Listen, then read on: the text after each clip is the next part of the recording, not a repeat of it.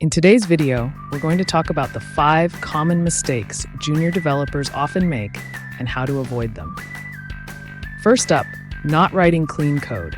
Many junior developers write code that works but is hard to read or maintain.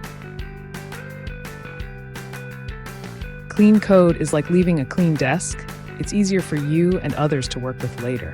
Stick to naming conventions. Keep functions short.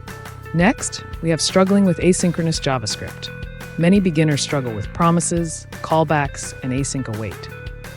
Make sure to deeply understand how promises work and practice writing async await syntax for better flow control.